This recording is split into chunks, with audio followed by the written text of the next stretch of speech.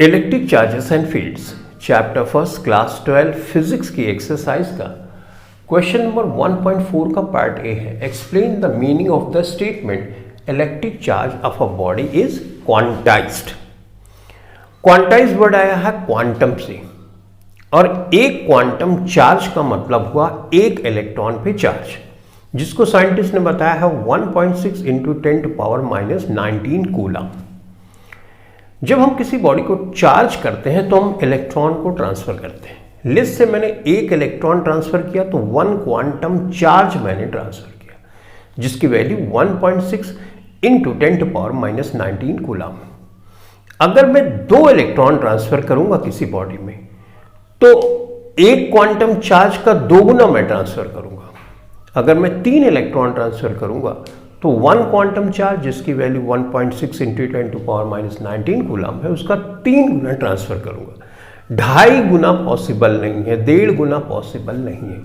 Reason ये है कि एक फुल इलेक्ट्रॉन ही एक बार में अगर मैं ट्रांसफर करूंगा तो उसके साथ जुड़ा हुआ 1 क्वांटम चार्ज चला जाएगा। अब मैं इलेक्ट्रॉन को तोड़ नहीं सकता, तो उसके साथ एसोसिएटेड जो 1 क्वांटम चार्ज है उसको भी मैं तोड़ नहीं सकता।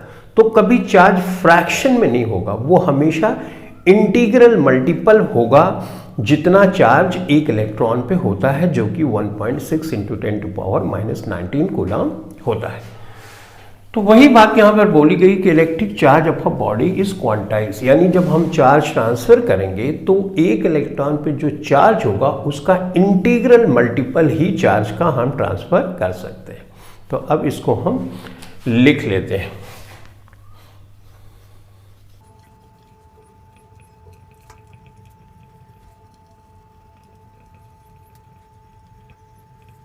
तो जो बातें मैंने बोली यहां पर लिख भी दी है। अब तुम समझ गए होंगे कि electric charge of a body is quantize का क्या मतलब हुआ। इसका सिंपल मीनिंग ये है कि जब भी हम किसी बॉडी में चार्ज का ट्रांसफर करेंगे तो वो चार्ज हमेशा एक इलेक्ट्रॉन के चार्ज का, जो कि 1.6 इंटू 10⁻⁻19 कूलम है, उसका इंटीग्रल मल्टीपल ही होगा।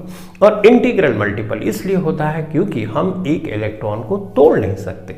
तो जो फिक्स चार्ज है, 1 क्वांटम चार्ज है एक इलेक्ट्रॉन पे, उसका हमेशा इंटीग्रल मल्टीपल ही दूसरी बॉडी में चार्ज जाएगा।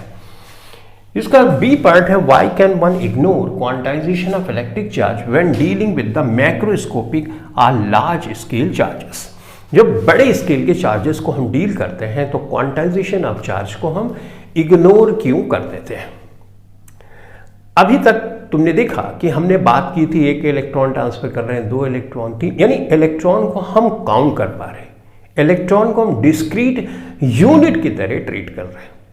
तो हम जहां पे इलेक्ट्रॉन को काउंट कर पाते हैं, इलेक्ट्रॉन का नंबर कम है, डिस्क्रीट यूनिट की तरह ट्रीट करते हैं, वहां पे क्वांटाइजेशन ऑफ चार्ज लगाते हैं। लेकिन जहां पे हम इलेक्ट्रॉन इतने ज्यादा हैं कि इलेक्ट्रॉन ऐसे अपीयर हो रहे हैं जैसे कंटिन्यूअस हो, तो वहां पे हम क्वांटाइजेशन ऑफ चार्ज नहीं लगाते। जब किसी चीज को तुम एक एक करके काउंट कर पा रहे, डिस्क्रीट यूनिट की तरह ट्रीट कर रहे हो, ऐसी कंडीशन में ही क्वांटाइजेशन की बात की जा सकती है। जैसे अगर मैं एक डॉट लगाता हूं, 2, 3, 4, 5, 6, 7, राइट, इस तरह से। लेकिन अगर ये तो एक इलेक्ट्रॉन 2, 3, 4, 5, 6, 7, तो ये डिस्क्रीट यूनिट की तरह हम ट्रीट करते हैं, तो हम क्वांटाइजेशन ऑफ चार्ज यहां पे लगा सकते हैं। लेकिन अगर इलेक्ट्रॉन इतने हैं बड़े क्लोज हो, इस तरह से बहुत क्लोज हो, यहां पे इस तरह से, राइट, तो तुम देख रहे होगे कि हम इसको डिस्क्रीट यूनिट की तरह ट्रीट नहीं कर सकते, तो इलेक्ट्रॉन कंटिन्यूअस है, राइट। तो यहां पे एक इलेक्ट्रॉन की बात नहीं कर रहे हैं, तो हम क्वांटाइजेशन ऑफ चार्ज की बात भी नहीं करेंगे। हम यहां पे इलेक्ट्रॉन पे जो चार्ज है उसको कंटिन्यूअस यूनिट की तरह ट्रीट करेंगे, जैसा कि तुमने पढ़ा होगा कंटिन्यूअस चार्ज डिस्ट्रीब्यूशन, राइट। तो यहां पे ज्यादा कन्वीनियंट ये है कि हम इलेक्ट्रॉन को एक एक ट्रीट ना करके हम इलेक्ट्रॉन को कंटिन्यूअस ट्रीट करें, ठीक है। तो बस यही चीज हमको यहां पर लिख भी देनी है।